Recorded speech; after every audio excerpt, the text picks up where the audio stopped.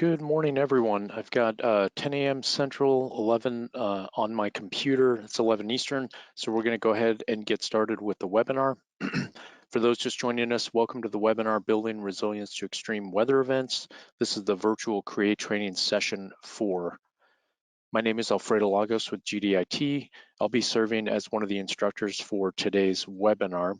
This is the final session of this series, so we want to present to anyone that's new on screen where exactly we're at, and for those that have been with us all along the way, we want to bring you up to speed since it's been 2 weeks since we've met last.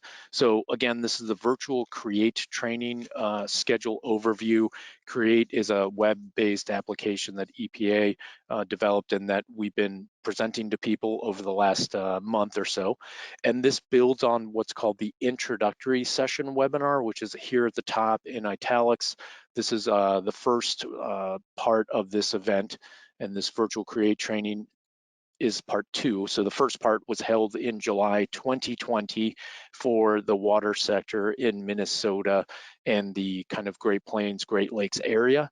We completed that, and then we've since scheduled this virtual CREAT training. As you can see in the box in the middle there, the table with the 3 columns, session on the left, in the middle, date, time, and on the right, training topics. And so as you can see in red, we've completed sessions 1, 2, and 3. Session 1 was held November 10th, and we introduced CREAT. We got into modules 1, which cover climate awareness. We got into module 2, which covers scenario development. A few days later, we completed session 2. That was November 12th, and we continued with CREAT. So we completed CREAT module 3, consequences and assets, and then we completed module 4. That was on adaptation planning. We took a break of about a week, and we met again on for session 3 on November 17th. We completed that again on November 17th. That was CREAT module 5. That was the final module of CREAT that was covered risk assessment.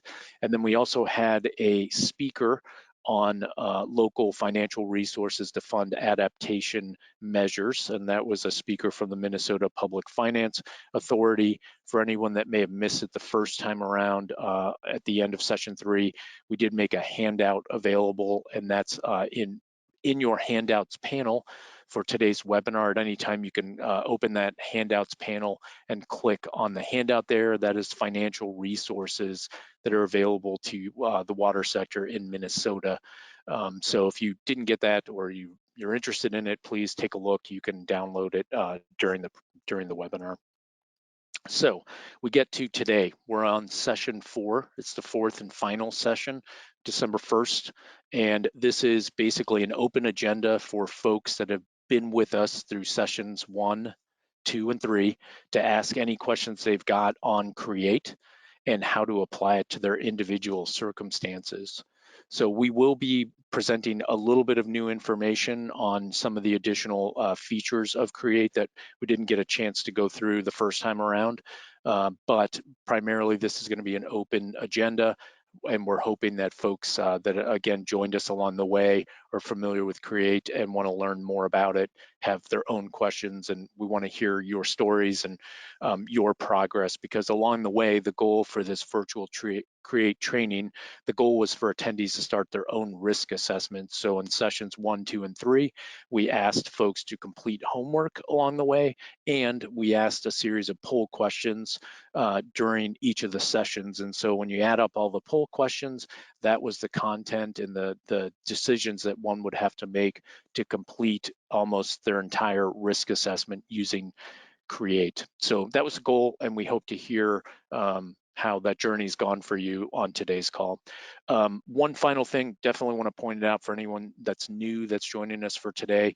In order to qualify for CEUs for the Minnesota water sector, so that's Minnesota Certified Drinking Water Wastewater Operators, attendees were required to attend live in person sessions 1, 2, and 3. All 3 of those, once you attended those and you completed a final survey, you passed or what have you, and you're eligible for the CEUs for Minnesota certified drinking water wastewater operators. So that's kind of where we're at, and what session 4 is going to be all about. In a bit more detail, I'll explain it. But if you have any questions on this virtual CREAT training in general, please again use that questions box, submit anything in there. And you can also raise your hand, and as time allows, we can get to folks. So with that, I'm going to go ahead and move us to the session 4 agenda. If you can see it on my screen, what we wanted to cover was 2 functions that we didn't get a chance to do so on the earlier session. So one is on what's called importing, which is a feature in CREAT where you can import files from other types of programs, and then also rebuilding, which is allows you to rebuild a CREAT file. So for example, you started an assessment and you want to rebuild it, you want to do it a little bit differently. We'll go over that feature. And then following that, it's just going to be, again, an open agenda. We just want to talk to folks about their experiences with or questions about modules 1 and 2 and 3 that we'll try and do before break. We'll take a 10-minute break or so, around 11 to 11:10, and then we'll wrap up the other modules. That's module 4 and 5. And the plan would be to close around that 12 o'clock mark. If we get through this material sooner, then that's the way it is, and we'll just end a little bit sooner. Again, just to remind everybody, the webinar is being recorded, and we'll try and make this available shortly after the webinar is complete. So with that, I'm going to go ahead and take us to the next slide. And I'm going to turn it over to Mary Jo. Mary Jo, when you're ready to come off mute, go ahead and chime in. Great, thanks, Alfredo. Hello, everyone. This is Mary Jo Krikorian with GDIT as well. My colleague Alfredo and myself have been helping EPA conduct workshops such as this one and different trainings. And I'm also the technical lead for the CREAT application itself. So this morning, I'm going to go over some of the additional functionality in the CREAT application that we didn't get a chance to go over in sessions 1, 2, and 3. If you did attend the previous 3 sessions, you might recall that during session 1, we started building an assessment file from scratch. And then in sessions 2 and 3, we actually used an imported CREAT file that was 100% complete just to save time with data entry and for this virtual training. So not only can you import a CREAT file, but you can also import files from 2 other EPA Office of Water web applications, such as the Resilient Strategies Guide, or RSG, and the Vulnerability Self-Assessment Tool, or VSAT.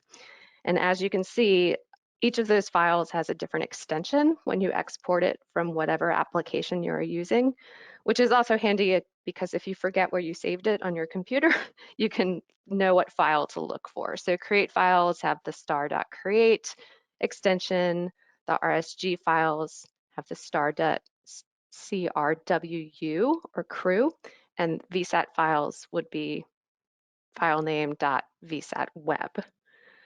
So after you log into CREAT, which we will show you in a little bit, and click the Get Started, you'll arrive at a page that we like to call the dashboard.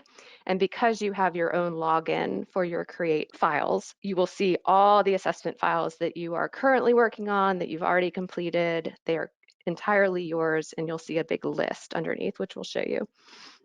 It also gives you these options with the icons at the top of the list, such as starting a new assessment from scratch, build new assessment. You can import an existing assessment, or you can rebuild an existing assessment. So Alfredo, if you go to the next slide, I'll talk about importing.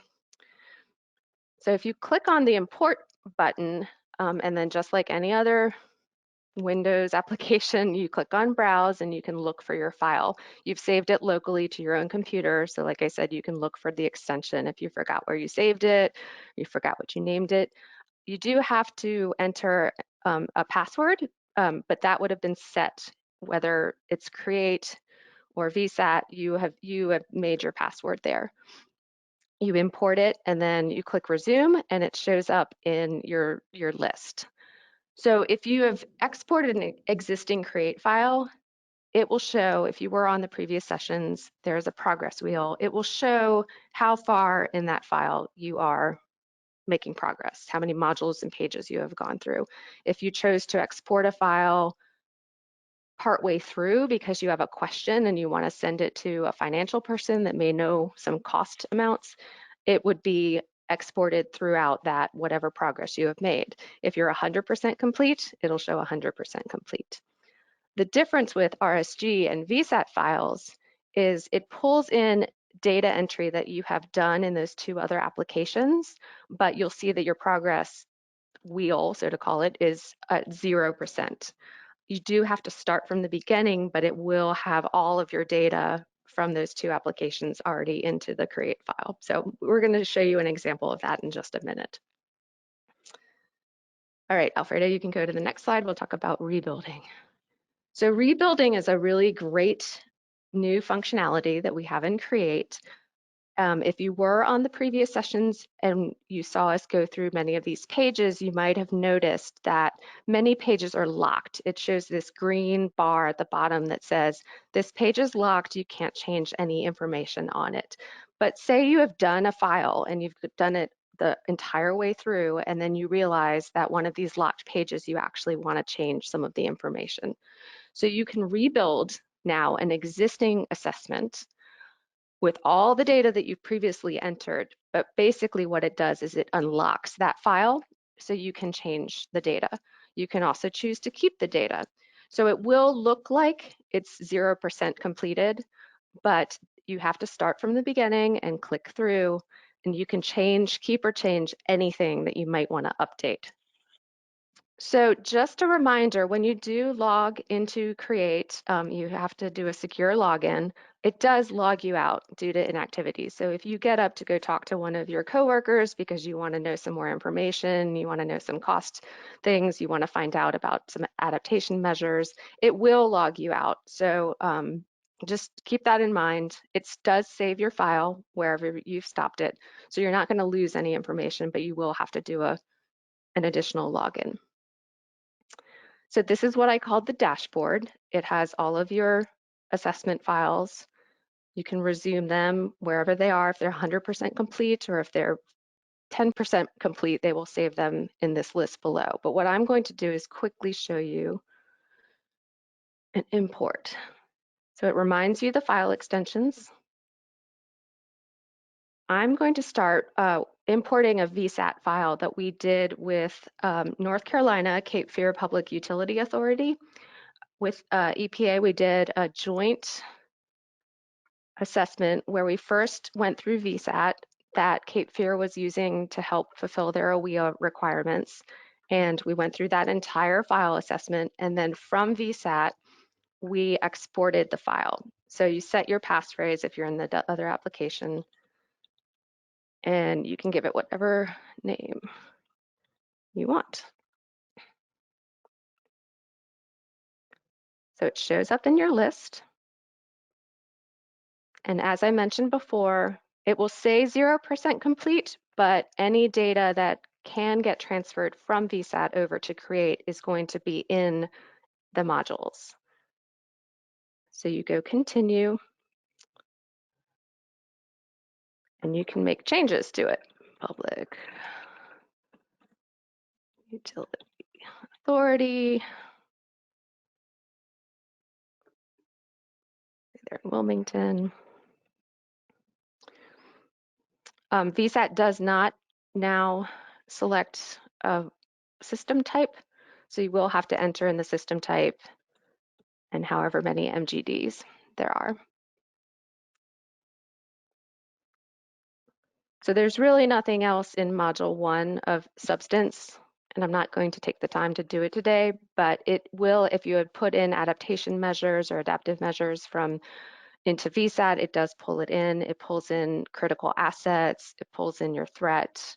If you had picked different climate threats, it pulls in everything. So it's definitely a nice savings with data entry if you've done all the work in one application and you want to pull it into CREAT. All right. So I'm going to quickly show you. For sessions 1, 2, and 3, we talked about the city of Faribault, and we used a file.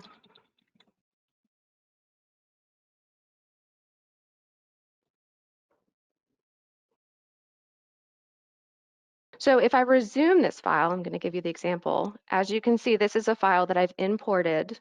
It's a CREAT file, and it's 100% complete. All the data is in there. You can skip to whatever page you want to look at. But as you can see, this one's locked. So the pages that you can't make any changes for will have this green bar at the bottom that says this page has been locked. You may be unable to add, delete, or edit fields. There's a few pages that you can update cost data and some little things, but you can't change your MGD, you can't change your population served. So say you realize after talking to some people that you're actually 5 MGD per day and you want to go change it, you can go back and rebuild an existing assessment. So if I click on that button, you'll have I have a lot of files, obviously, because I've done a lot of these. So you pick which file you want. I want to rebuild this one. Let me scroll. And by default, it will add the word rebuild to the end of whatever your assessment name is. But you can name it whatever you want to name it. So as you can see, it shows up in your assessment list. You click resume.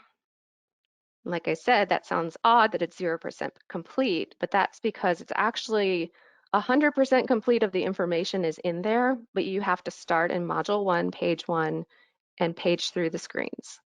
So for example, on this one, it's, as you can see, it's now unlocked. So if I realize, it's not 4.5, it's actually 5 or 6, I can change it.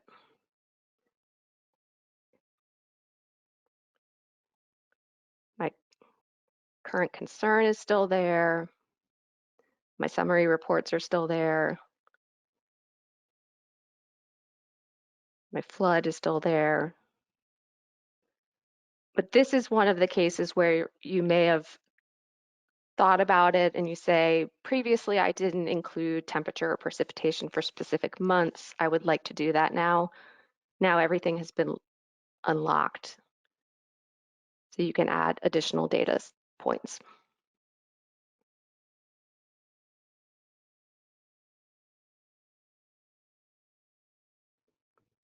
So I'm just going to go down. As you can see, it shows up. I've added some additional temperature for monthly. So from the imported file that was 100% complete, I wouldn't be able to make any of those changes. I think I'll just stop probably at projected just to show you. Now it is also unlocked. So if I decided I would like to add an additional scenario or delete a current scenario, you can do this. You can add, say I want to look at drought as well. So I want to add a hotter and drier scenario. It's now unlocked it.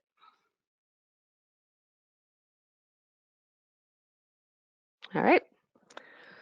So those are those two great functionalities. I'll just also point out when I'm talking about exporting, if you decide that you wanted to send your file to somebody in your office, because these files are saved under your individual user account, this is where you would go to export.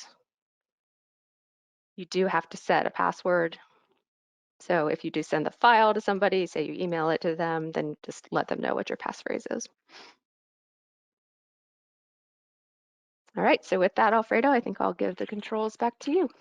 Thank you, Mary Jo. Appreciate that. And just want to ask Mary Jo, while I'm taking control back, you mentioned one of the reasons that, for example, why somebody might want to rebuild the file, they might change up the scenario. Any other reasons that you've heard of in your experiences?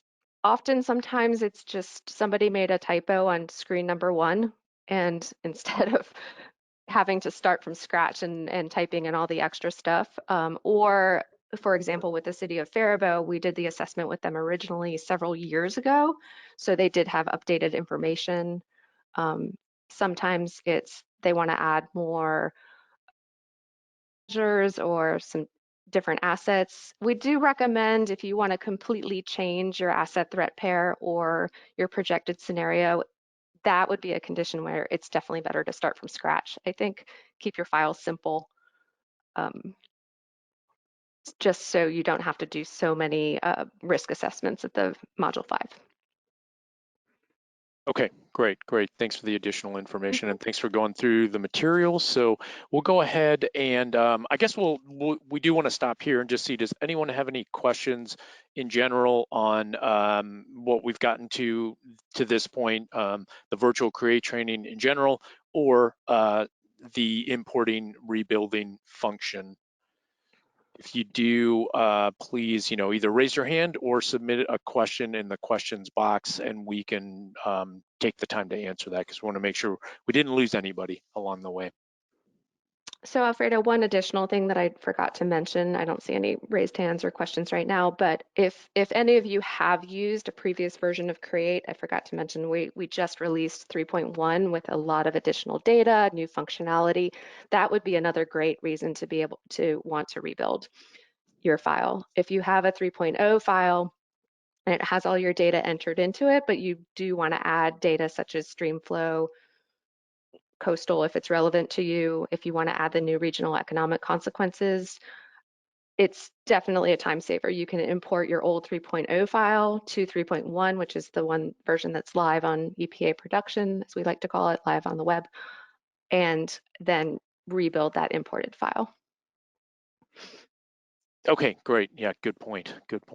Okay, fantastic. Again, for anyone on the line, please, don't hesitate to submit any questions along the way, and we'll try and get those answered as best we can. So what I want to do next is just transition us into any questions that folks in the audience may have about Module 1.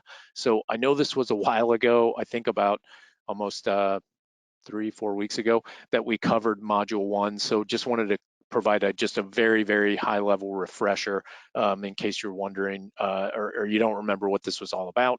But climate awareness, Mary Jo actually started to show a little bit about it when she was going through the importing and rebuilding process. This is where two things happen. One is a utility or a user, community, or someone that works on behalf or supports utilities would enter in basic utility information. So that's location information on the very first screen on the left side. And then on the right side, it's about size and type and financial condition. All those basic utility information points are going to then flow all throughout the rest of CREAT.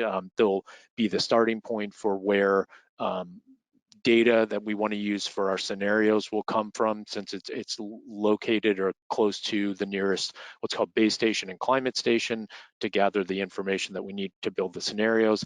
Then that's also going to help generate the consequence categories that we come up with and the levels as well. So all that information is pretty important.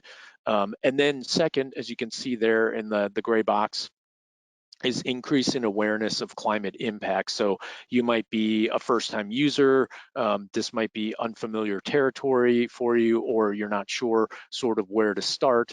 There was a screen in Module 1 that shows a screen of the country. It's a map, and you can click on different kind of climate areas of the country to see what the projections are just at a very high level for temperature and precipitation and how that might impact water, wastewater, stormwater, utilities in general. It's pretty high level. So we looked at during session 1, when we were going through Module 1, we looked at the Great Plains, and we also looked at the Great Lakes area, since Minnesota sort of kind of touches both. And then using that information at the end, there's what's called the summary report, and that's a simple, really nice one-pager that summarizes the information about your utility, that information that you typed in, and then it gives you a sort of automatically generated sort of what are the projections out to the time timeline of 2060. And so it provides that information, a really simple one-pager, really effective communications tool that you can use then to determine, do I want to move forward with completing, do I want to continue with this assessment? Do I want to do modules 2, 3, 4, and 5? You can also use that one pager that as a communication tool to get in touch with your decision makers, your board, or if you're an organization that supports utilities, you can provide it to the utilities and help them make a decision on whether or not they want to continue and expend the time and effort to really work your way through this process. So really great output, that again, that one pager. So definitely encourage folks to check it out if you're new to CREAT. But that's what you would end up doing in module 1. So one of the things, I guess, after doing this recap, we just wanted to ask first, if anyone's got any questions about this particular module, again, please submit it in the questions box, or about how does this apply to your particular risk assessment. So while everyone is formulating their questions, and I hope we get a few, I just want to bring up a couple of questions that were asked, I think, at the beginning, and I'm just looking back over my list and to see if folks in session 1, when we covered modules 1 and 2, if they had questions on module 1, and it looks like there was not. Looks like we had a question on module 2, so I'll hold that question for now. But again, just wanted to open up the floor and see if anyone would like to ask any questions on this particular module. Again, this CREAT module 1, climate awareness. And if you'd like to, please, raise your hand or submit a question in the questions box. And Mary Jo, just to put you on the spot at any time, let me know if you see any questions in there. I just want to make sure I don't miss anything. Yep, will do. There are no questions right now. Cool, and I'm just looking as well. Okay, I don't see any questions. If anyone does, just because we move forward and the light bulb suddenly goes off, please feel free to submit a question. We'll do our best to circle back and address it. I guess I would say, and I think Mary Jo would agree with me, that module 1's pretty straightforward. It's mostly, again, just entering in data, looking at, in general, what the potential impacts would be for utilities in your part of the country. It doesn't really get too specific to your circumstances until we get into the other modules. So in a sense, it's probably one of the, I don't want to say easiest, but one of the easiest ones to get through, if you will, and it's a good spot then to decide, do I move forward? So with that, we'll go ahead and move forward to the next slide in the next module. This one is more complicated, and we're expecting or anticipating more questions on it. So what is module 2 all about? I'll give you a quick reminder. This is on scenario development. So here, what a utility or a user of this system would do is build on the information that they've already incorporated into module 1. So remember, we talked about module 1, you input your location information. So that is now going to be the basis for developing what's called a scenario in CREAT. Also, something that I failed to mention, but in module 1, a lot of times, in every case actually, we ask, what is your current concern? This is in module 1, and the idea is you may not be familiar with climate impacts. Again, let's assume you're starting at 0, but you do know what you've been through historically and what you're dealing with today. Well, that's actually a really good starting point, because what we want to understand is, how does that concern that you have today, whether you're a utility owner operator, you're a community that has utilities in it, or you support utilities, how will those concerns change over time, and how are they projected to change out for different fields and different variables? And that's what the scenario development's all about. It's to understanding the utility risk. How might it change as a result of that current concern? So in module 2, if everybody remembers, this is where you select what's called the threat in CREAT. And so just a quick recap, there was, I think it's 6 different ones. There was drought, floods, ecosystem changes, service demand and use, and then water quality degradation. So with the example we were using, this was City of Faribault, Minnesota.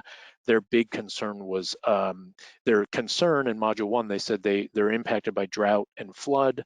But for the threat, what they wanted to look at in module 2, they selected floods because that's been a real big concern. They'd had floods, for anybody that remembers, in 2010, I think 11 and 16, that got really close to causing some serious damage to their facility, but in the end, they kind of escaped. And so they wanted to understand how might that flood concern that they have today and historically change in the future? What might it look like? It's not to say that it will, with any certainty change to that, but they wanted to look at different scenarios where, for example, conditions could change and things could get a little bit potentially worse. So what would that mean for their system? And in particular, they're a wastewater facility. So that was one of their things. So that's the first part of scenario development, understanding utility risk. And then second, as you can see in the gray box, is designing scenarios of threats based on climate data. So one of the things that we did in module 2 was we set what's called the baseline scenario. So this is, we basically just pulled historical data that's already in the record books in chunks of 20 years, I believe, and that correspond to that location data that we entered into module 1. And we decided what variables do we want to look at now for the historical data, and then what do we want to look at in the future. So specifically in terms of the Faribault example, they wanted to look at annual precipitation, annual temperature. They wanted to look at intense storm precipitation, intense storm events, also hot days. So this is the number of hot days over 90, 95, and 100. And those were the variables they wanted to look at. Obviously, CREAT's got a lot more than that, but that's what they wanted to look at. And then with those in place, with that kind of baseline, if you will, set, then they wanted to figure out, okay, what projected scenarios can I build for myself to understand how this flood threat's going to change over time, and to look at it in different ways. So one of the things that CREAT allows you to do is build what's called the projected scenario. So these are scenarios that describe different changes in climate conditions that may present different threats to you, to your system, to your community, what have you. And there's multiple scenarios that you can choose from. If everyone remembers that's been with us in sessions 1, 2, and 3, we asked you to just select one scenario, one projected scenario, to keep it easy, if you will, for this first time around. And that's what we showed with the city of Faribault. They ended up selecting one scenario that had a couple of parts in it, but you could choose from a lot. There, for example, you could choose hotter, drier future conditions, which tend to work really well if you're looking at drought. Or you could select warmer, wetter future conditions, and that's what Faribault selected for their particular flood threat. You could look at future moderate conditions. You could look at historical conditions where you think it's not really going to change and it's going to be a continuation of what we've seen today and historically in the past. You can then also add a storm element. For example, you could say, I want to look at a more stormy future where the percentage of intense precipitation events might be increased, meaning there's more, kind of a larger increase in storm intensity every time a storm happens. You could say, I don't want it to be as stormy in the future, or I want kind of a continuation, historical pattern. Let's just continue that. You can also look at future and flows or surface water flows, if that's another concern of yours, where there's lower or higher future flows. Also, there's a sea level rise component as well, which Faribault decided not to do. So those are just some examples of what Faribault decided to do, and that's what this module 2 is all about. So again, similar as to the last slide, we just want to see if anyone's got any questions on this particular module.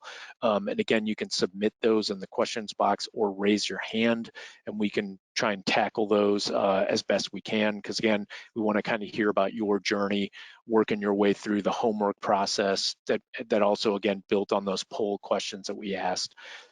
So while you're thinking and formulating your question, which again, you can put into the questions box, or you can raise your hand if it's just easier to, present a question verbally.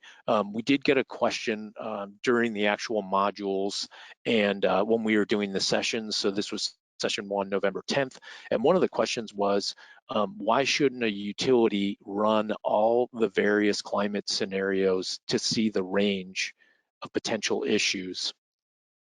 So again, that question was, shouldn't they, or the utilities users, run all of the various climate scenarios to see the range of potential issues. So that question came up again during session one, that was November 10th, in regards to this module 2.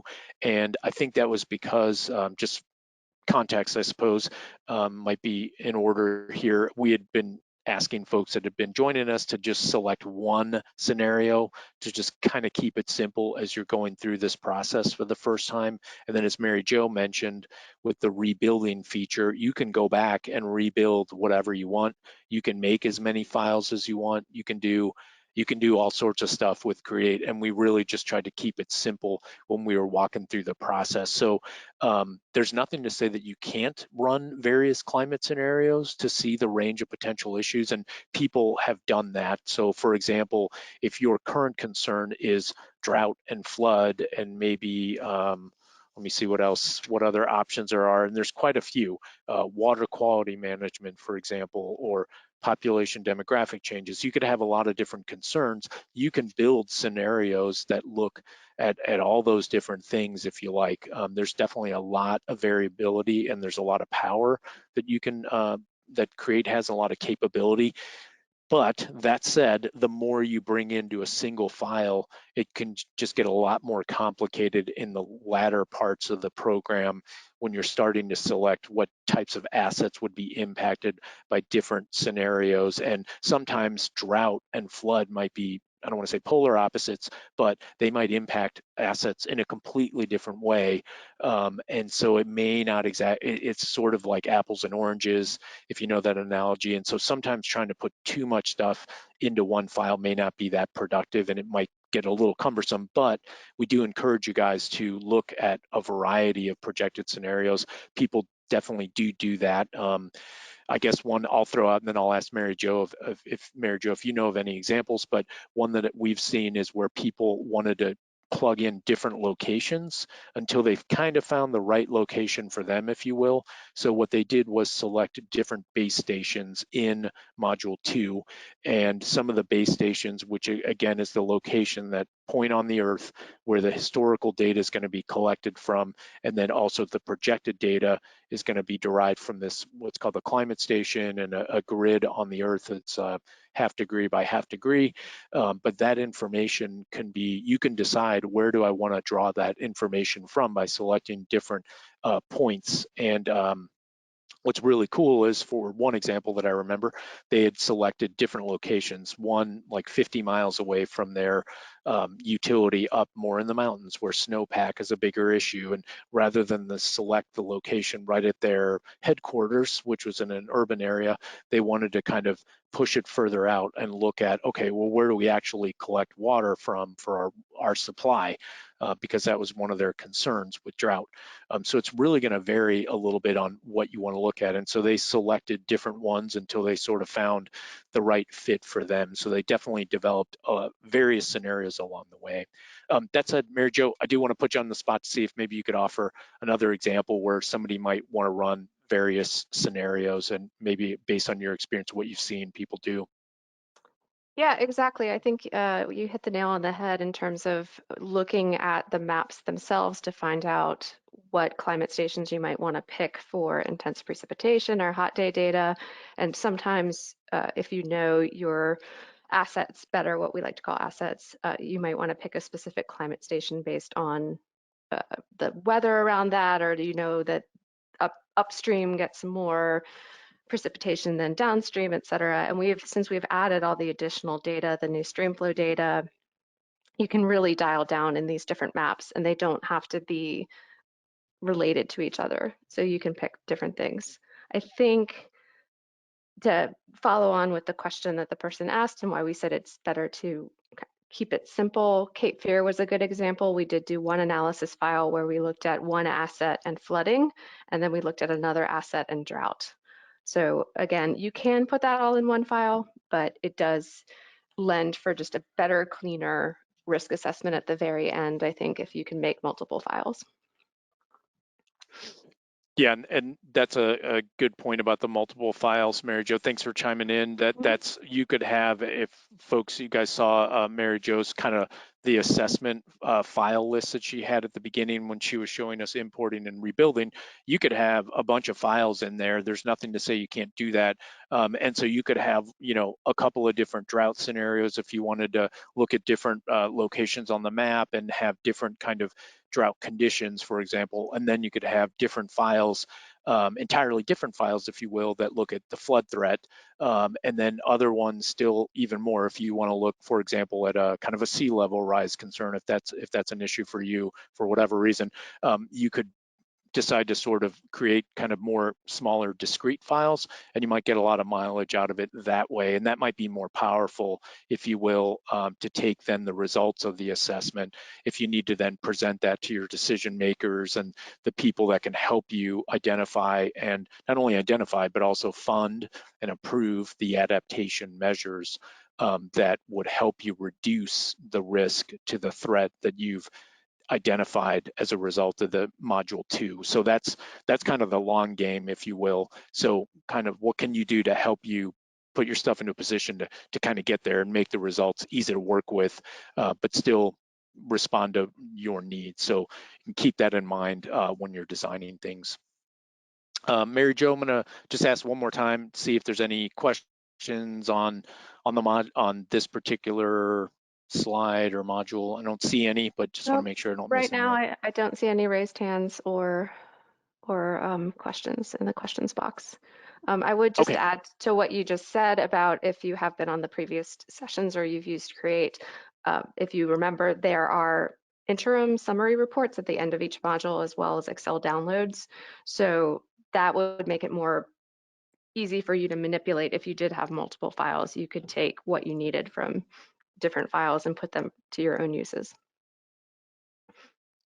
Yeah, that's a really good point. Yeah, lots of really great capabilities in Create. And again, if you're on this journey and you're working your way through module 2, for those that didn't join us on sessions 1, 2, and 3, we are encouraging folks to reach out to us, and we'll have a slide at the end of today's presentation with some email addresses where you can reach out. And it looks like folks have already started to take advantage of that and reach out to us with questions about, especially as they get into scenario development. It can get complicated if you want it to be, if let me put it that way. And yeah, so we're happy to work with you through that kind of process, because it's a bit of a give and take and kind of see what fits for you.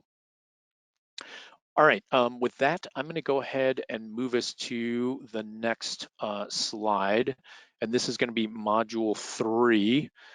So this one, just a quick recap for everyone, covered consequences and assets, as you can see in the light blue box in the upper right corner.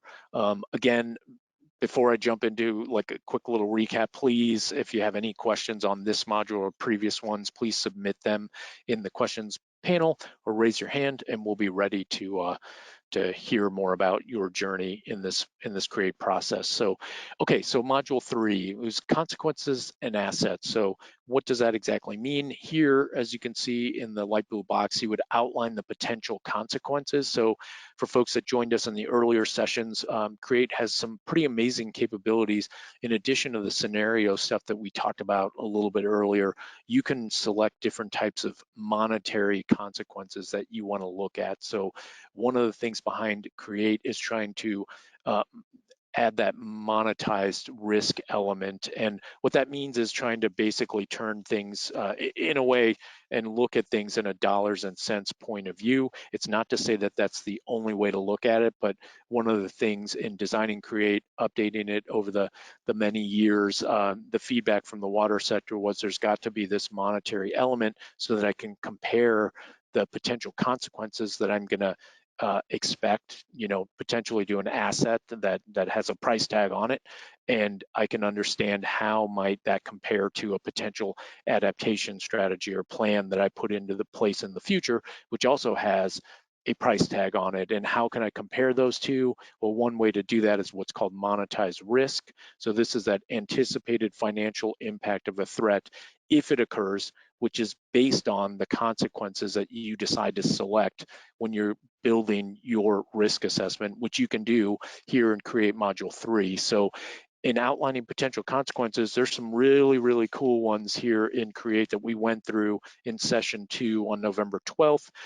There's what's called economic consequence categories. So this is 4 different kind of areas that are often used by water utilities to gauge the value of their assets. So the focus again is going to be on assets as well, and we'll get into that in a second, but these categories kind of look at that particular angle. And the default choices in Creator, there's 4 of them. One is utility business impacts. So this is operating revenue losses reported or evaluated in terms of magnitude, recurrence to service interruptions. You've got then second, utility equipment damage. This is pretty straightforward, the cost of replacing the service equivalent provided by a utility or a piece of equipment evaluated in terms of magnitude of damage and financial impacts. The third subcategory here under economic consequence categories is environmental impacts. So this would be your, environmental damage. There could be like regulatory, I don't know, when you're not in compliance and that sort of thing. And then the fourth one is what's called source receiving water impacts. So this would be a degradation or loss of source or receiving water quality or quantity evaluated in terms of recurrence. So the idea is to put a sort of a monetary element on what happens if you lose your source water or something happens to it, something changes. So those are 4 economic consequence categories that are built into CREAT, and they come with some default values that are based on the information you inputted in module 1. So if you guys remember, we inputted information about the utility that we're interested in module 1. So that was location stuff, which fed into the scenario development.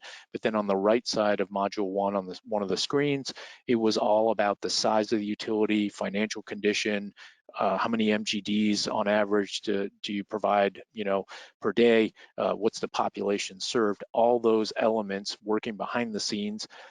CREAT develops or populates these 4 economic consequences with ranges of impacts in dollar terms so that you've got a starting point.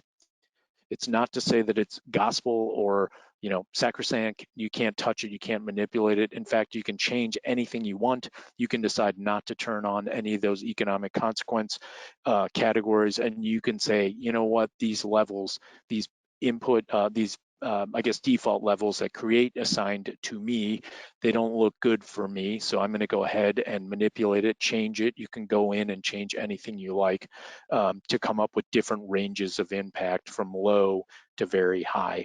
So those are 4 economic consequence categories that we looked at. There was last 2 consequence categories that you can decide to include in your assessment. One is called regional economic consequences. So this one's really neat. It assesses the regional economic impacts in the terms of the number of customers affected by an outage and the duration of the outage. So here, the user would type in, how many people might be affected, and it's a set number, and then that's going to be multiplied and sort of I guess, and you also include the number of days of outage, but that's also going to then be sort of magnified, if you will, by an outage number. It's a state economic loss per capita number, which is almost $200. So you can use that to generate at a very high level, but it could be very effective regional economic consequence data. The final category that you can decide to turn on is also called public health consequences. So this is where you want to look at the public health impacts in a dollar and cents point of view using what's called the VSL, the value of a statistical life or value of statistical injury. We went into detail on that in session 2, but pretty neat. You can select among these different consequence categories. So that's the first part of module 3. The second part is what's called cataloging critical assets. So here it's pretty straightforward. You just sort of put into CREAT for your particular assessment, what is the asset or assets that would likely be impacted by the threat that you're looking at. So if it's flood, it could be your facility, it could be a well field that's close to a low-lying, part of your system. It could be a number of things, but it's not to say that you would enter in everything. You would really just try and focus on critical assets. Another example would be if you're looking at the drought threat.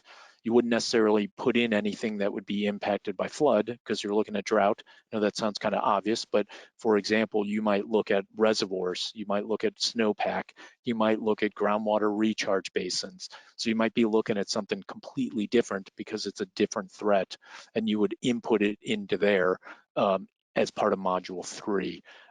That information is really, we're just inputting information in module 3. It's going to come back around when we get into module 5, which we did November 17th when we did session 3. That's where all the information is sort of pulled together to do a risk assessment. So that was a very quick overview of session 2 when we covered module 3.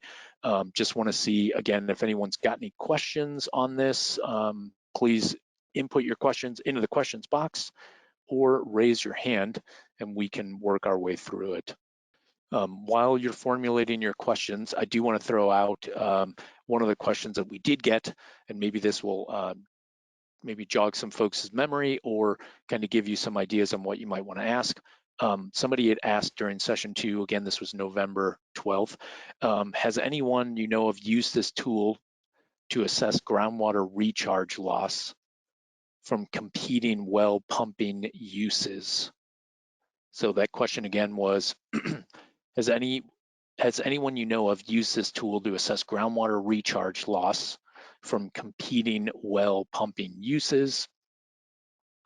And I think when we spoke about it with the person that asked, I believe there's been some groundwater recharge work done with CREAT, looking more so on the recharge itself from snowpack and rainfall and how that's going to change, how that's projected to change in the future due to changing temperature and precipitation. So I don't think it was exactly in that same frame of competing well pumping uses, if you will, because I think the person then went on to say that they've seen in their community, there's been groundwater contamination that's been mitigated already, but that might impact their particular wells. So they wanted to know if anyone else or any other communities have been influenced by this problem and used CREAT to look at that particular problem. Like I said, I've seen groundwater recharge more from a point of drought rather than sort of the contamination issue. But I guess one thing I do want to ask, and I know Steve Freeze from EPA is with us, and Steve, if you're able to chime in, just wanted, I think you had jumped in previously to describe how folks have used CREAT on the groundwater side. I guess, Steve, anything that you would like to add in regards to this particular question? Thanks everyone for participating. I'm really enjoying this and really glad to see the interaction and the questions that are coming in. Long ago, with a much older version of CREAT, we actually worked with a set of communities in coastal California, centered around Morro Bay, and they looked at multiple well recharge and withdrawal dynamics using groundwater modeling efforts in parallel with CREAT. So they modeled how their aquifers respond to different withdrawal strategies, and they were also looking at it from the point of view of sea level rise and whether or not saltwater intrusion would become a concern. So they were looking for an optimal strategy for withdrawal rates. We do have a publication, again, it's old version of the software, so I'm not sure how it'll speak to the general dimensions of CREAT, but not the exact process as it's designed now. But we could certainly make that available to the participants or any individual participant that's interested in that. I know it's a very different world in coastal California versus where most of these folks are from, but it's still the same sort of area of interest. So we could do that. Great, thank you, Steve. And I can definitely provide the person that provided that information, so we've got some additional information. I guess some other information that just came in, good reminder from Kurt Baranowski, who's also online. We've got some really good resources that we did cover during the, I think it was session 1, what's called the case study and information exchange map. So this is different utilities that have actually used CREAT, well, as many as we could that are on there. It's basically a map of the United States, and it's got, it's sort of geolocated different, again, communities that have used CREAT for the different threats that I went through before. So that included things like drought, flooding, ecosystem changes, service demand and use, and water quality degradation. So yeah, that's a really good point, that there's some really good case studies that are in there. And so for each user, owner, operator, community that use CREAT, we've got a short, like 2-pager on their particular circumstances, or in some cases a short video on what they did. So really handy in case you're looking for different ways that people have applied CREAT, since sometimes there's just been a lot and it's kind of hard to remember everything. So yeah, just keep that in mind. One thing we can do is send the link and put that into the questions panel, or I think the chat, either way, so that folks can get it and see that on our way out. Great, thank you, Mary Jo. I just saw that Mary Jo just entered into the panel. I think it's the chat panel of the questions. It should have gone out to everybody in the audience. It's the link to that case studies map. That's a shorthand for it. It's called the case study and information exchange map. It's a really great EPA resource. Again, take a look if you want to learn about how different utilities have used CREAT, because there's been a lot of different examples. Okay, while that's going through, I guess, the chat space, just want to ask one more time, if you've got any questions, again, on Module 3, please submit those. You can do that by either typing in the questions panel, or you can raise your hand and we can kind of work it through that way, do it verbally. Also, I just want to check to see if there's any additional comments. Okay, I think there's one from Module 4 that we got in one of the previous sections, so I think that's a good sign to go ahead and move us forward. This module we covered during the session 2, which was November 12th. So it's been a bit. So just also want to provide a quick summary of what this one was all about to remind everybody. And before I do that, again, if you've got any questions you want to ask, please put them in the questions box. So this could be about CREAT. This could be about how it applies to your risk assessment. That was that part of the homework that we had folks work on over the last couple of weeks, 4 weeks here. So we definitely want to hear about how that's been going for you if you took us up on the offer and work your way through it. So Module 4. In Module 3, we decided to input all of the consequence categories we wanted to look at. Again, it's whatever you want to choose that's in CREAT.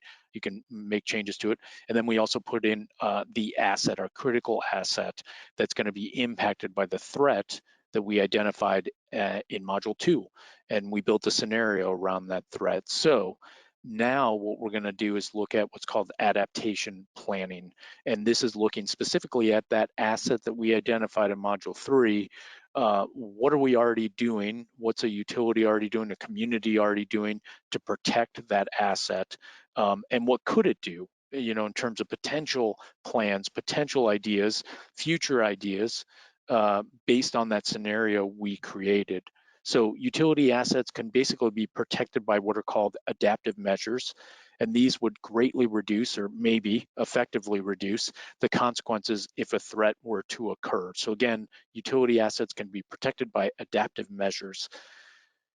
What are adaptive measures? Those are an action or strategy that a utility can use to protect their critical assets and mitigate the impacts of threats. So again, adaptive measures, it's an action or strategy that a utility can use to protect their critical assets and mitigate the impacts of threats. So those measures include existing adaptive measures, which is what you would do in the blue box where it says inventory current actions that provide resilience to that particular asset.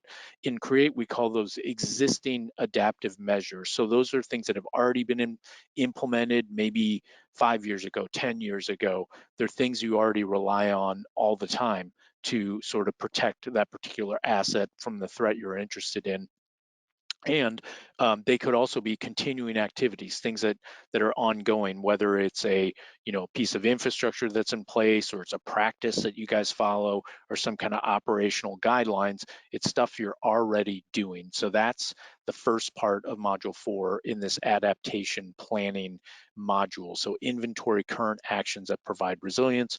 If anybody remembers, with the city of Faribault, they had a lot of different stuff that they were doing to protect against the flood threat that they were concerned about. In particular, one that I remember well is called the temporary berm.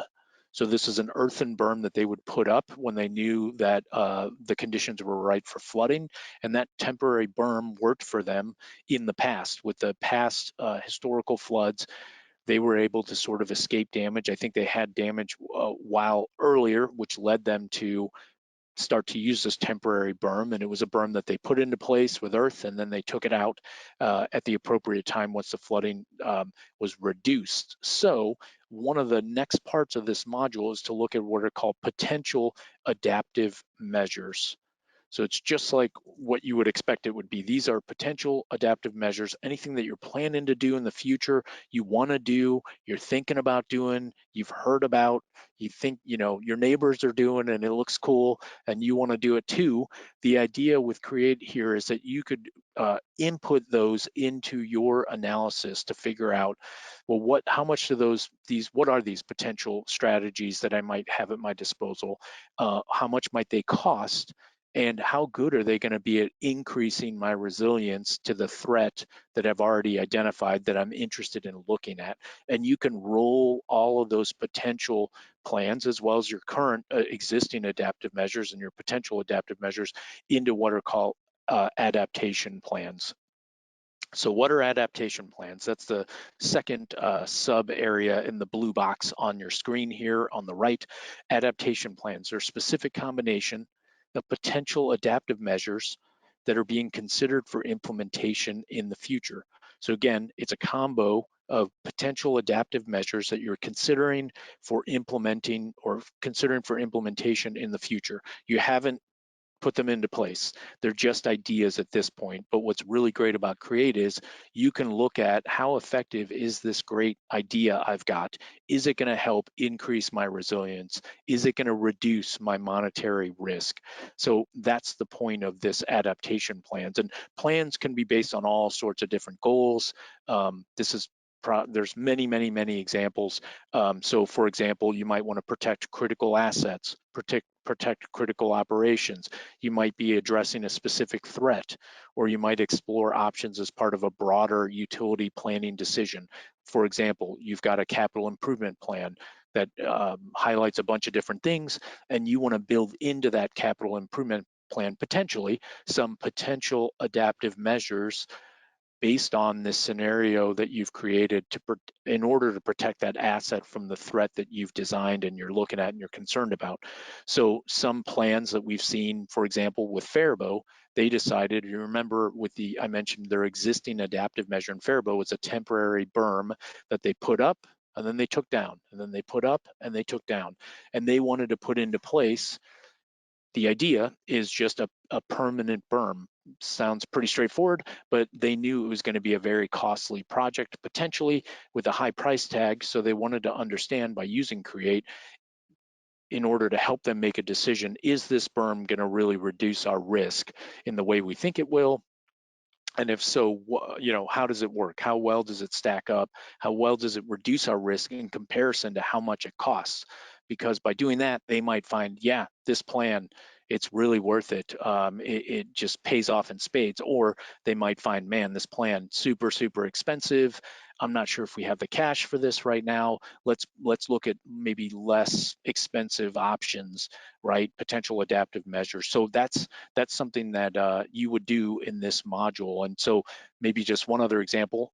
In the meantime, again, if you have any questions, please submit those. We definitely want to hear about your story and what you're going through. But some utilities, for example, that have been dealing with drought that we've been working with, they've looked at two plans, for example. One plan for a potential adaptation plan looks at the supply side. So how can they increase supply in case the threat of drought based on the projected scenario does materialize in 2060, for example, or 2045. And if conditions get really bad and they can't provide supply, what steps can they take now to protect supply, to increase their supply? So they've got a set of or a combination of potential adaptive measures that are all related to supply. In contrast, they also had a plan too, and that was on the demand side to figure out how can we reduce demand in the community, the industry, local business, what have you, through a combination of measures. And so they rolled that combination of potential adaptive measures into what's called a demand plan. So they had a supply plan and a demand plan, and they wanted to look at both and figure out which, maybe put it as a head-to-head versus, if you will, to see which plan will reduce my risk more from a monetary point of view. So in a nutshell, that is what Module 4 is all about. Again, it's putting in what are my existing adaptive measures, what am I already doing to reduce my risk, and then figuring out what potential measures might I want to put in.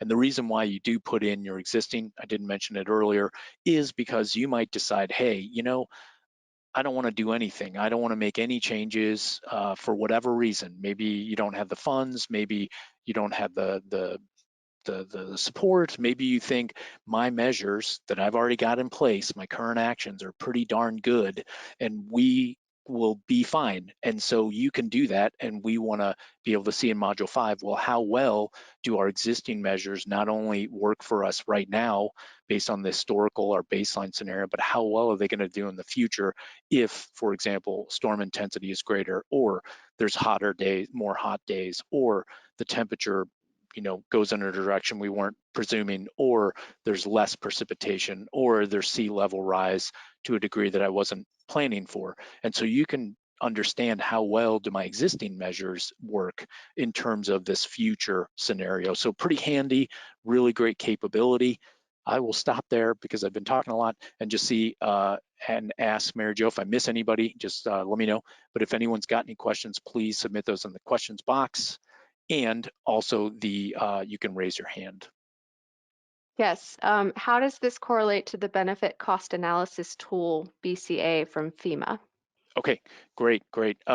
I might actually put Steve Freeze on the spot, Steve with EPA. Steve, would you be able to answer this on the BCA tool if you're familiar with it from FEMA and how that relates to CREAT and the analysis and the cost benefit? So, I mean, quite frankly, they're very different tools in a lot of regards. My understanding of how the BCA works is it's very much a detailed bottom-up approach. It requires a high level of intelligence about the threats and the assets and the consequences, while CREAT is more of a facilitated exploration of what the possibilities are. It allows you to do screening level decisions rather than more investment decision threshold types of decisions. I think they just have different approaches, and I think if I were to just generally characterize it, CREAT is more of a tool to teach you through experience how to approach these questions and determine the what if, how bad, and why act types of questions. Well, I think FEMA's BCA tools is more engineered towards engineers and those types of detailed decisions that require that level of understanding of exactly what you're up against. And it allows you to take those outputs. Unlike CREAT at this point, I believe the BCA tool also has pretty much a hardwired connection to funding resources for their consequence mitigation type of funding projects or programs, sorry, while CREAT at this time does not have a direct line to any kind of funding resources from our agency or any others. Certainly that could change in the future, but as of right now, I think those are the two clear distinctions between the tools. And apologies that they don't connect directly, but I think it would be inappropriate. It would require a lot of effort on both agencies' parts to try to do that. I think they're just for different users at different points in their path towards adaptive and resilience building. Great, thank you, Steve. And there's a follow-up question about, well, I guess this is kind of similar on the BCA front, and I don't know, Steve, I guess I'm gonna throw this one in your direction since you were just chatting, but the question is, can the results from CREAT be applied to the BCA tool? I mean, I think I don't know about any kind of literal or technological connections, because I've never done that or attempted it. But I would offer that the experience using CREAT would probably be very valuable for an approach, using their tool. While I don't think we can necessarily promise that you could easily copy and paste things from one to the other, although the CREAT reports would probably be a very useful library or repository for your inputs from CREAT to be useful and transition over to the other tool. I think the structures are just distinct enough, and I think, again, the level of detail is certainly distinct enough that it's probably not there's no real easy one-to-one mapping between the two tools for us or for you guys to necessarily individually facilitate. But I would encourage folks that are at a stage of thinking about this problem that resonates with what you're hearing from Alfredo and Mary Jo here in these training sessions. If what they're sharing and what CREAT is capable of doing speaks to you in terms of what you want to know or what you want to try out, CREAT would be a better first step than their tool. But I think their tool is definitely the finishing step once you're ready to pursue a project. Once you realize what a logical pursuit would be based on your work in CREAT, you could definitely extend that work in the other tool. I just don't know. I don't think you can, and I don't know how much you could transfer the data literally from one to the other.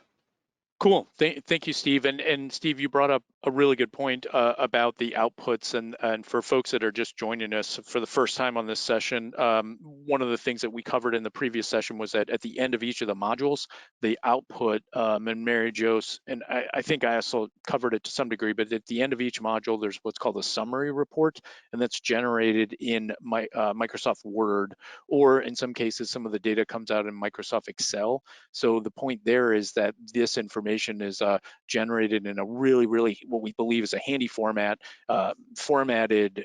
It's got font and different things, and you can change it, manipulate it, and what have you. And as what Steve mentioned, you can take the results from your work and CREAT and generate these reports to potentially feed into another process that you're working with, or as we talked about before, share it with decision makers, or if you're doing this in support of other utilities, you can share the results of their work with them. So everyone doesn't have to log in to CREAT. Really handy offline tools like Excel spreadsheets and Microsoft Word reports. So that's just a really nice benefit.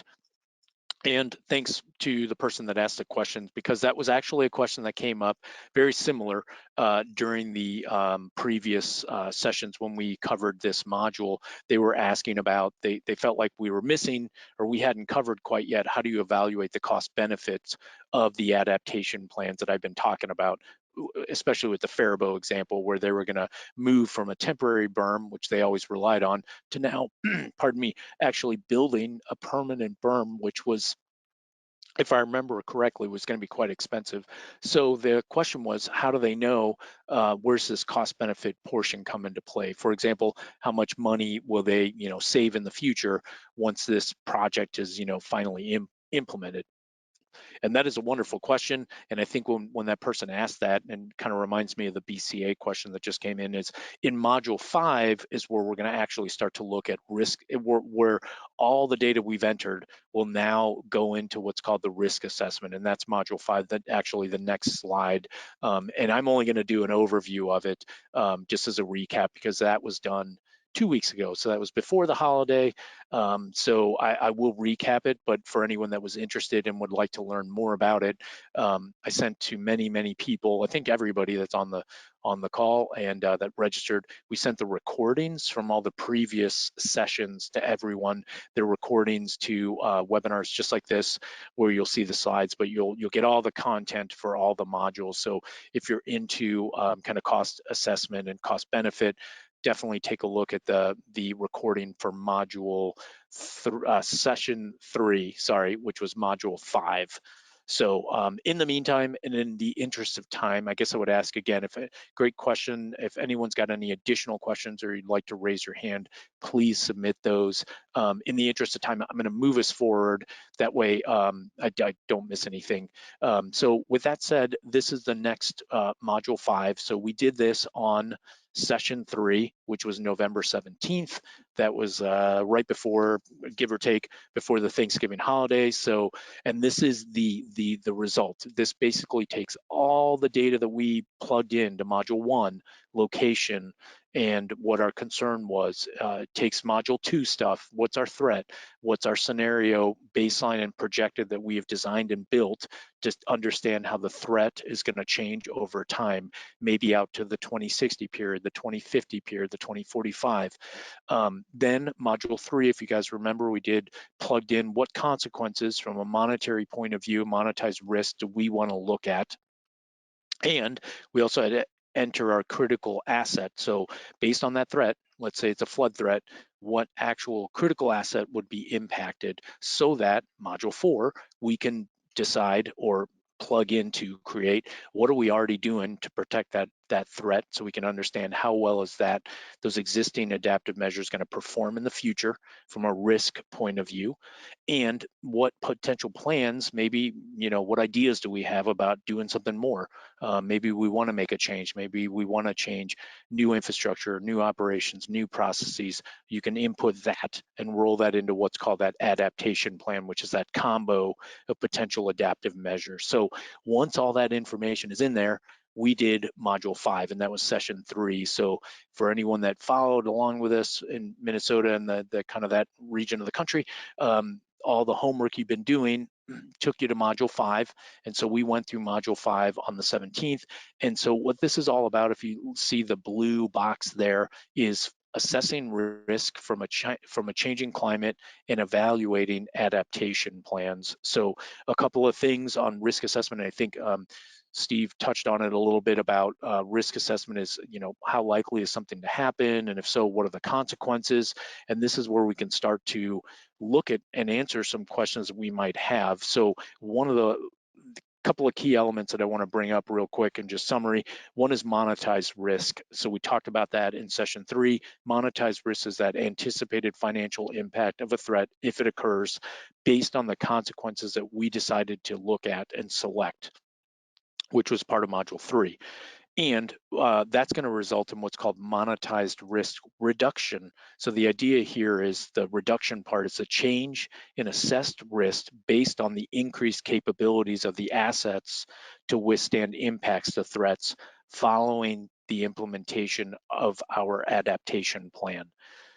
So that was a mouthful, so I'll say it again. So monetized risk reduction, it's the change in risk based on the increased capability of that asset we're interested in to withstand the impact of the threat we're looking at following the implementation of our adaptation plan, which again is based on potential measures, right? Measures we have not put into place, but we're interested in looking at, we've heard about, people talk about, well, we want to see how well are those adaptation measures going to perform for our plan and our assets. So that's what monetized risk reduction is all about. The way we do that in this module is what's called asset threat pairs. This is definitely kind of a complicated topic. So again, before I get into what is an asset threat pair, if you have any questions, please put them into the questions box and we can work our way through it. So asset threat pairs, they're the unit of analysis that's used in the risk assessment in CREAT, and the focus is on the consequences to the critical asset if the threat were to occur across a number of scenarios. So that asset threat pair, that's one of the key parts in the risk assessment module that we during session 3, we manipulated and moved around the levels. The focus is on the consequences of the critical asset if the threat were to occur across a number of scenarios. So I'll contextualize it and put it in terms of Faribault. Remember, Faribault this is the utility in Minnesota, they had the flood threat. They're a wastewater facility, so the flood threat impacted their wastewater reclamation facility, or WRF for short. They had been using a temporary berm, so they decided to let's look at an adaptation plan of potential adaptive measures that included a permanent berm. And the second one I never mentioned, but they were looking at stream bank stabilization. Both of those projects were quite expensive when you rolled it up into the millions of dollars. but their facility was also had a pretty hefty price tag, and they didn't want it to be damaged by flooded out, destroyed, having to replace parts and pieces. So they wanted to look at their particular adaptation plan. So during the asset threat pair portion of Module 5, we showed everyone the levels that Faribault decided to set for the types of consequences, the range of economic consequences that they anticipated for the baseline scenario, which was if that baseline, our historical scenario, happens again and impacts our WRF, what are the consequences we can expect? As part 2 of that was if our projected scenario, which in terms of Faribault was going to be a warmer, wetter, more stormy future, if that happens, how will that impact our WRF using, without making any changes, just relying on what we currently have, our temporary berm, what's the future going to look like? Will the risk go up from a monetized point of view? And in a nutshell, they said yes, all the levels were going to go up for all the different economic consequence categories they selected. Then, as part of the asset threat pair analysis process, we decided to look at, okay, what if we do actually implement that adaptive measure plan, that potential adaptation plan, which included a permanent berm. We were going to switch to permanent and stream bank stabilization. We know it costs several $1,000,000. Well, how effective is it at protecting first against our historical, our baseline scenario? So what happens if today's storms happen again with these more quote unquote better measures in place? How well will those measures take us down a notch in terms of reducing our risk? And then what happens if that projected scenario, the warmer, wetter, more stormy future scenario happens? How well do our assets perform with these new adaptation plans in place? And in all cases, Faribault concluded, based on their kind of assessment and looking at things, their understandings of how well these things might perform was that they felt that the levels would go down, and ultimately that kicked out what's called the risk assessment results, which we can't show right now on the screen, but if you rewatch session 3, module 5, you'll see the Faribault results. So that brought their that did result in a monetized risk reduction.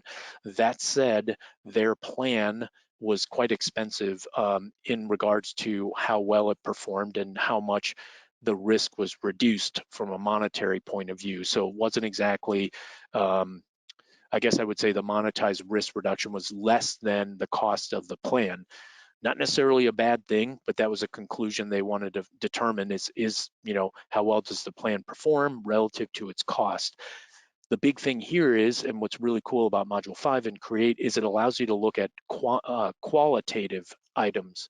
So up until now, we've been looking at dollars and cents, monetized risk, but everybody knows, I think, that that's not the only way to look at something, and you can run an assessment looking at qualitative measures like the impact to the community, public health, or energy impacts, or socioeconomic impacts, or some other kind of factor that they're interested in. So at the end of the day, CREAT doesn't necessarily tell anyone really to do anything, but the idea is it's a decision making. It can help decision makers make decisions and make more informed decisions. And usually the assessment's only as good, I guess I would say, based on my experience of how well and refined the data that you plug into it is. And one of the neat things and why we wanted to start with rebuilding today is that over time, you might learn that, hey, I'm going to tweak my scenario, or this isn't the asset I really want to focus on, or, these consequence levels, these aren't exactly right for me. Or you might find, hey, that adaptation plan, we thought it was going to be $3 million. Well, there's a discount and it's only 2 million, which might end up showing you different results in the risk assessment module. And you might find that, hey, this plan is less than it costs less than all the benefits that we can expect. So that's a no-brainer. That's a no regret situation there, where even if you put in the plan today, it's going to protect me today and it's going to protect me in the future based on the findings that I've sort of calculated in CREAT. So that's risk assessment. It's a very I would say this is probably one of the more complicated parts of CREAT. So again, if you have any questions or what have you, please enter those into the questions panel. Again, hate to sound like a broken record, but we definitely want to hear from you guys. Again, if anyone wants to learn more about risk assessment, please take a look at that session 3 recording, which I think I've sent out to everybody that's registered for today's webinar. One thing I do want to throw out there, second part of what we did during session 3 is we did have a financial speaker from the Minnesota Public Finance Authority, and the speaker discussed what are different monetary or financial options that could be potentially leveraged by utilities communities to implement some of these adaptation plans that they find to be very effective in reducing their risk. So that was kind of the second half of session 3. So if you're from Minnesota and you want to learn more about some of the state programs, but they also did cover some of the federal ones, check that out. We did get some questions related to that in this module, and it was kind of how to sort of not work the system, but what types of programs might benefit folks. And we were able to sort of have the financial speaker address those directly. So I don't think I have any questions that folks ask specific to the risk module. That said, I do want to put Mary Jo on the spot. See, Mary Jo, did I miss anything on risk assessment? Because this is the trickiest part of CREAT, I would say. Anything to add? Nope, I don't. I think you covered it well. And we Okay. don't have any questions right now, so if anyone is waiting to ask one, feel free. Yeah, and we're all ears for questions. I guess I will beat a dead horse, but definitely want to hear from you guys on not only CREAT, but how could this apply? I guess one thing that might be obvious by now that we've been saying is you can apply CREAT in a bunch of different ways. None are necessarily better than the other, but it really just depends on how you want to use it. For example, looking at different threats, looking at different assets, looking even at different adaptation plans and measures. I'm sure, as everyone on the phone has heard, there's all sorts of great ideas out there, or a lot of ideas, I should say, and not all of them. Some of them might actually be great in your circumstances. And what's really cool about CREAT and Module 5 here, the culmination of everything we've done is you can start to compare, well, how good are these different plans at reducing my risk to my assets based on the scenario I build relative to its cost, which everybody always wants to know. That's a big part of this. Dollars and cents, how's this going to help me? So very, very handy tool. It looks like there was a question, but let me just see if I can Correct. open There it. is one. It Yeah, says, could go for it. this tool apply to the local hazard mitigation plan risk assessment chapter? Could you repeat that, Mary Jo? It says, could this tool apply to the local hazard mitigation plan risk assessment chapter? Those are all in caps. Cool, cool. I'm thinking that might be a FEMA related product, and I think I might put Steve on the spot to add any additional. Yes, it is a FEMA related Yes. project, and I guess one thing I would just chime in, and then Steve, if you want to add anything. But from my experience, a lot of the work that I'm around on mitigation tends to look at historical conditions. And what was the last storm like, and focus kind of more to that, if you will, versus what Steve had mentioned when talking about the BCA, kind of the comparison of CREAT to BCA, where this CREAT allows you to sort of look like a thought exercise, if you will, more out to the projected scenarios, which can be a powerful tool to look out further afield into the future in terms of temperature, precipitation, surface flows, that sort of thing. So I don't know if it'll exactly align with mitigation per se, but Steve, I guess I do want to put you on the spot and see if you've got any additional insight on the question there. Yeah, I mean, I guess I would say probably all the same things you just said, but in slightly different order. I mean, really, I mean, I'm not familiar with the statute or reg that's being quoted in the question, and I apologize for that. But connecting the dots as you have done, I would think if you have a recent experience or kind of a clear and present, more immediate short-term type of hazard that you're trying to prepare for, either prepare better than last time or prepare for the next one. Tools like VSAT would likely allow you to frame the correct level of detail for that type of planning, more so than CREAT. CREAT does embrace the fact that considering your current hazard profile, your current threats is a baseline for an assessment to look at future, either whether they be perturbed by climate model data, projections of trends, or just anticipated worst cases. It's the context of future long-term planning with more confidence in the short-term situation or status is really the mindset of CREAT, which I think is different than what most of those hazard mitigation type of approaches and requirements would normally want you to embrace. Thank you, Steve. And I guess I would throw out there, this Alfredo, to folks that might be interested in the mitigation side, there are a lot of really great tools that EPA has developed, for example, like the Flood Resilience Guide, the Drought Resilience Guide, and that might get to the person that asked the question a little bit more, specifically because it looks at like mitigation strategies, for example, historical floods and based on like flood maps and stuff like that, it kind of at that granular level. Or the Drought Guide looks at what are activities that somebody could do if they're, I think it was 180 days away from a complete outage of water supply. So yeah, very short term, as Steve mentioned, great resources out there that you can find. I think you can, I would Google it. It's the Flood Guide or Drought Resilience Guide. So yeah, just something else to keep in mind. But yeah, this I guess with this CREAT module, one other side of the coin that might get a little bit to the questioner as well, I think maybe, is not so much on the mitigation side, but there is an element in module 5 that covers likelihood, and it's called likelihood sensitivity. So this kind of gets at what Steve mentioned as well, where you're looking at that projected future and looking at different potential scenarios where there's a lot of potentially uncertainty as you go further afield out in the future. So there's a really handy kind of, I guess, like a tool, what have you, in module 5. Once the risk results kind of come up, the assumption on the risk results in module 5 and this risk assessment it's kind of a scoreboard that we go along the way and we build a dashboard, maybe that's a better way to put it, that assumes that your threat's going to 100% likelihood that it's going to happen. But what if it was less likely? What if there was a likelihood sort of range from 0 to 100?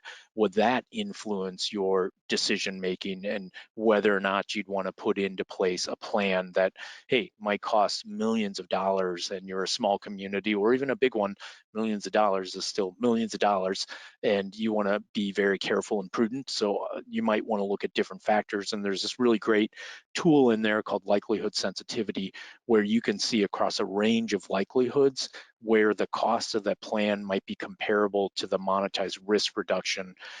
So for example, it shows you, at a high level, sort of this focus where there's kind of a wait and see range, where the range of implementation costs, exceeds the entire range of possible risk reduction. So you might wait and see, like, I want to gather more data, I want to gather more information, maybe something new will come to light that will, frame this a little bit differently.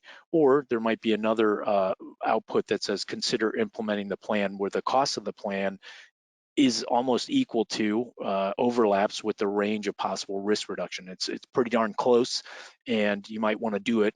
And then on the right side of the chart, it's green in color, it's implement the plan. And this is what I mentioned before, where it could be what's called a no regret situation, where the cost of the plan is so far below, or maybe not far below, but is below the entire range of possible risk reduction, meaning it's a good return on investment based on the way you've designed your scenario, the variables as you understand them. And in that case, that can, swing your hand, if you will, in a different direction. So a handy tool that's worth definitely taking a look at. Okay, Mary Jo, just want to see if there's any other questions, anything else has come in before we Yes. transition. Go for it. Not a question, but we might put Kurt Baranowski from EPA on the spot, so he can mention the connection between VSAT and the OEA regulations a bit deeper. Thanks, Mary Jo. I just wanted to make a quick connect for everybody on the call, because Steve made me think about it.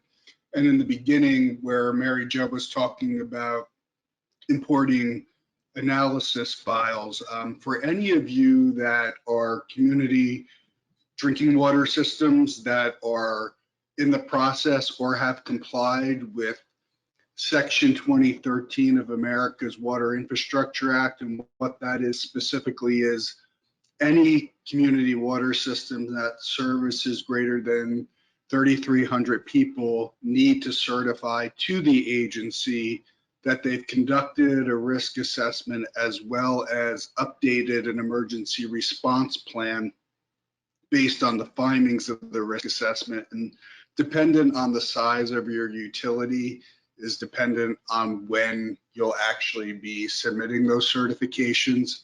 So if there's any specific questions for folks on this webinar about that, I'm happy to answer those in the chat, or you can reach out to me directly. You can get my email from Alfredo. But the point that I wanted to make was for any of you folks that are using CREAT or interested in using CREAT, and you've already conducted an assessment using VSAT, which is the tool that EPA has that helps you to actually conduct a risk assessment to be in compliance with Section 2013 of America's Water Infrastructure Act. You can import that file, of course, into CREAT, as Mary Jo had made reference to earlier, and your threats that you've identified in infrastructure are all kind of moved over as what are natural disaster threats into the tool, and then you can move forward. So I just wanted to make that connect for everybody, and certainly more than happy to talk about that in more detail in the future. So thanks, Mary Jo, for bringing that up. Awesome. Yeah, thank you, Kurt. Really appreciate that. That's great information. So in the interest of time, folks, I'm just going to move us forward, but that's not to say if you have questions, again, I will beat a dead horse. Please submit them in the questions panel. And even if they come in, near the end and suddenly the light bulb goes off as we're wrapping up, please submit the questions because we can always get back to you more directly.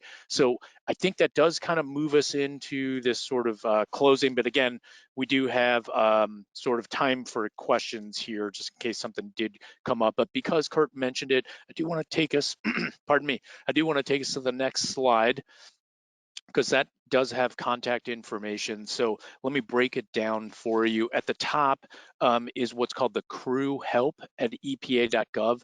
That's the general help desk, really, really handy just to submit questions on CREAT.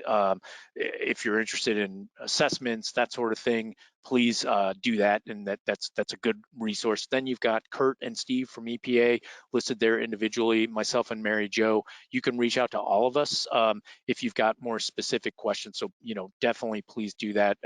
It's super helpful to understand I guess, do a pulse check on the water sector and how people are using CREAT. It's really good to know. And it seems that people, utilities just really want to hear from other utilities, and communities want to hear from communities on what they're doing. So, that's something that sharing is really beneficial. It truly is. Finally, on the right hand side, I just want to point out two things before we just kind of open it up for questions. There's the CREW webpage. So for anybody that's new to today, and thank you for joining us, the CREW stands for Creating Resilient Water Utilities. That's the sort of central hub, if you will, where CREAT lives, which is, again, CREAT's an online tool. There's the Resilient Strategies Guide. I'm sure you could get to VSAT from there. There's all sorts of resources there, great mapping type tools, just a whole host of excellent resources that are updated periodically, and trying to make them as useful as possible for the water sector. So check that out. Then also there's the mailing list. So if you go to that CREW page, you can join the mailing list. I believe some folks today might be here as a result of the mailing list, which is really awesome. But if you're not and you want to sign up and hear about future types of stuff, please enter your info there. It's a really easy process. It doesn't take very long. So with that said, I guess we'll go ahead and let's go ahead and open it up for any other questions, comments. Again, you can raise your hand. And then once we do that, I definitely do want to turn it over to Kurt and Steve for any kind of closing remarks. That said, Mary Jo, are there any questions? Do you see anything? Yes, just one quick thing from somebody from California who said he joined us just for today, so he's really looking forward to getting into CREAT. I did want to mention that we are going to be conducting additional introductory sessions as well as the 3 to 4 part virtual CREAT trainings in different areas of the country, meaning virtually, but specific, using demo files specific to certain areas.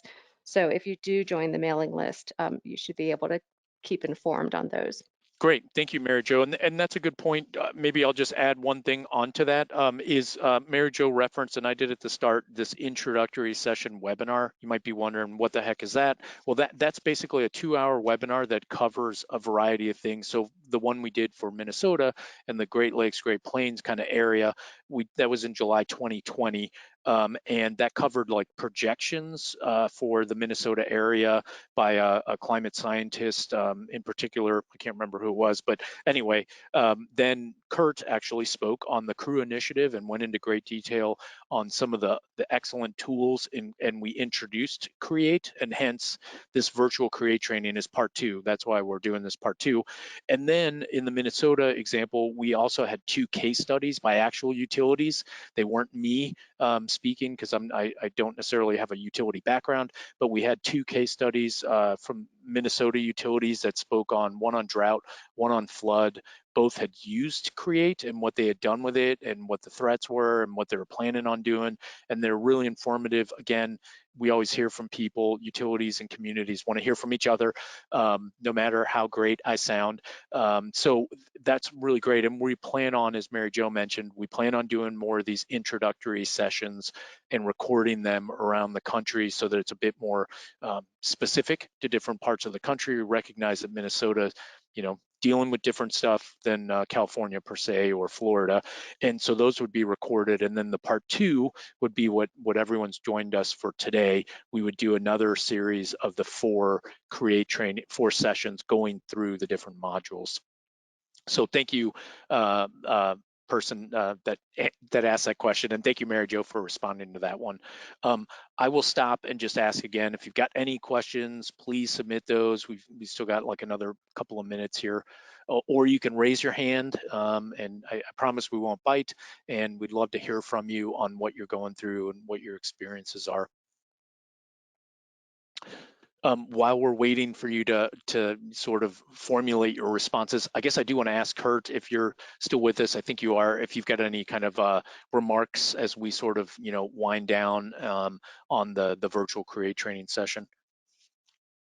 Only that if you need any help, please feel free to contact me via email, and I'm more than happy to help. And thank you for attending, and safe and happy holidays.